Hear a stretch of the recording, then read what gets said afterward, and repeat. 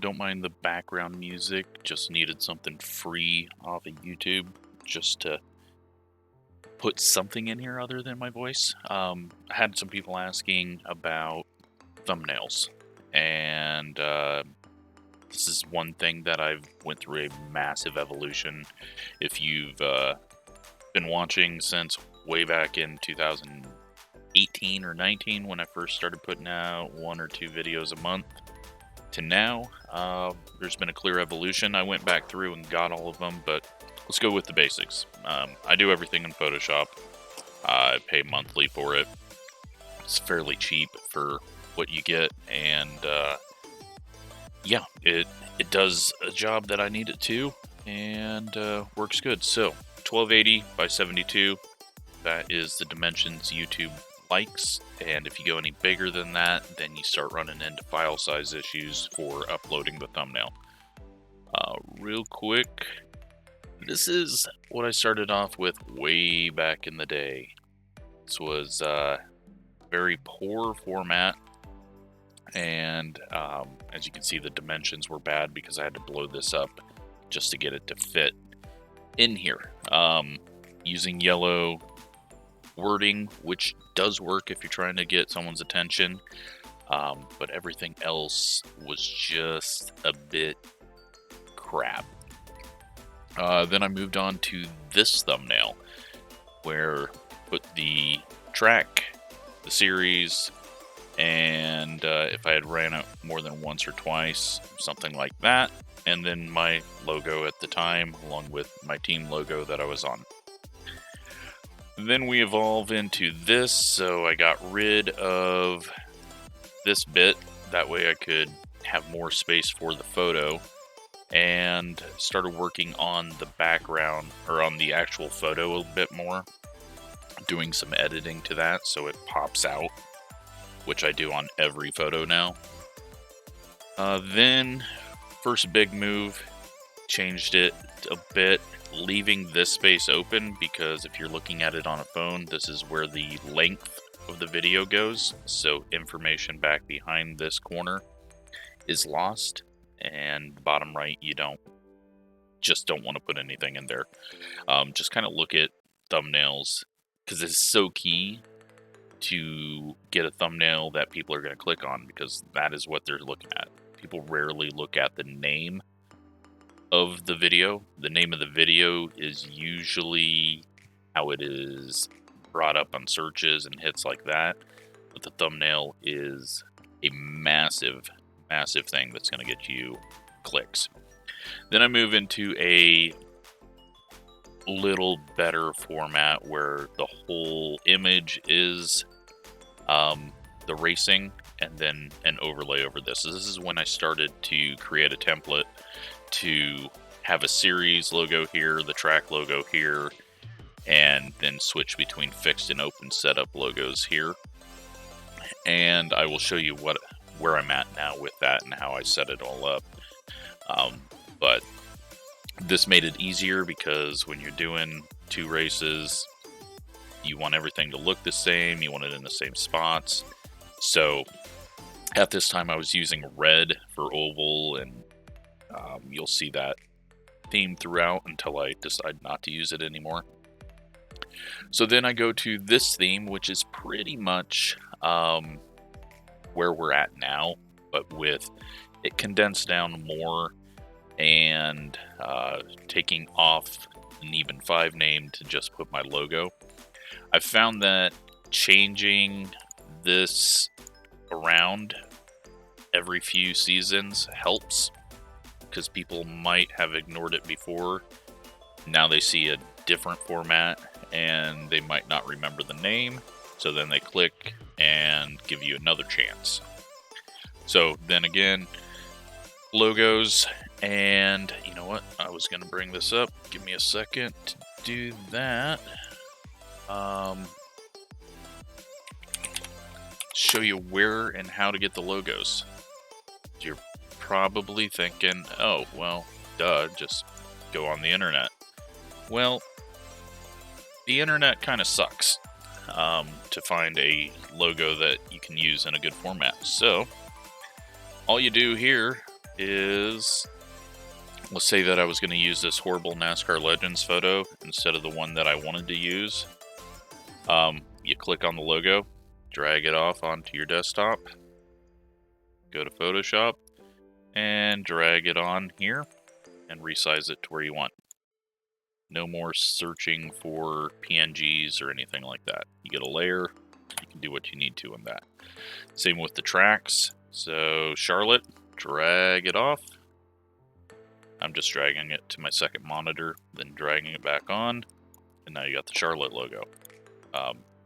Works absolutely amazing, and I only found that out like 2 or 3 months ago. So that's a huge time saver. This Phoenix Raceway logo is something that I actually made myself because Phoenix Raceway is normally put over here. So then the logo is much bigger, so I edited it to condense it into the area that I needed. So then I moved to this. I went from the white to all black. Not that great, doesn't really pop out at you. And some of these logos were starting to get very large, just because of the width that they are. Then I switched to this, brought the logos a little smaller into the right, and started using colors to identify the series in the background behind the logo, in the line here, and in the week number. Then that moves us to the current concept, which is pretty much the same thing, but angled to go at the same angle as the new logo, the bits off the K that are this, and much brighter with changing colors around here within the logo and in the background. So I will show you this. This is my latest thumbnail that I made. As you can see, I am now on layer 859 of this every time I add a new layer. You can see that I go through a couple of different things trying to see which one I like. Figured this was going to pop more, and you'll be able to see the cars better on it. So what I got here is these red colored ones are how I change, and this is not done efficiently, but it's how I change the logos or the lines around here. And this is just all layered up. What I need to do is put this, and this kind of all in the same. This allows me to change my logo color to whatever I want, just because speed and efficiency is huge when you're dealing with this stuff. Then we've got Winter Cup. Change it to week 1 if I do some more week 1 races, which I will. And then I've got a bunch of extra crap that just gets added in here, and then I don't delete it because I'm just a bit messy when I make this stuff. So fix setup, open setup, switch that back and forth, and then if I do a special event, we put that here. Quick hits, I haven't done one of those since I changed the format, so it's over here. I'll eventually, if I ever do a quick hit again, we'll get that fixed up. And then we got the series logos, which most are in alphabetical order.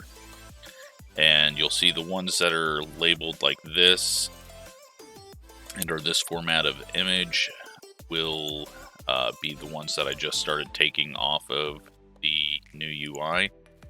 Sometimes, like with this one, I've been trying to get away from putting drop shadows, but it's very difficult to see it with all the different colors there. I tried coloring in all the white with black. That didn't look good. So sometimes I add a drop shadow in there in order to make it easier to see. But as you can see, some of these I haven't used in a while, so they're not sized right, but easy little quick fix. And yeah, so I've just got all these as I race them, then I put them in here, and yeah. Now the background color, which I skipped over here, right now I'm on the NASCAR one. If I'm going to go series specific, then I can come over here. I've got all these gradients that I use. Like this is for Porsche Cup. This is for Arca, and then I scale it out based on how I want it to look. There's better ways to do all this.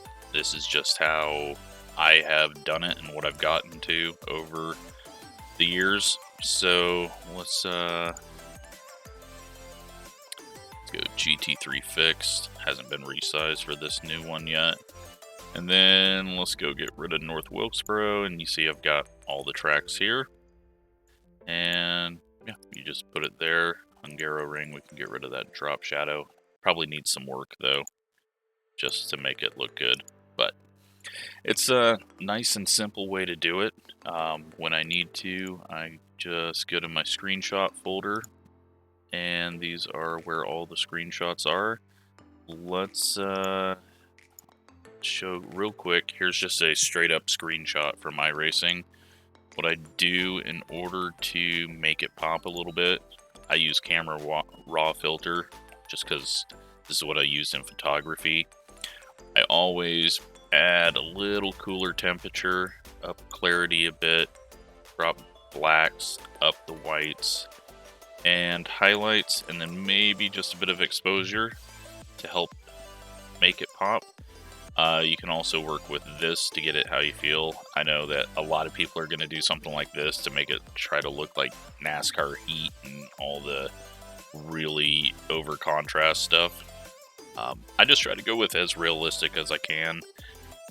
You can add texture and do all that, but the further you go with it, the worse it can get.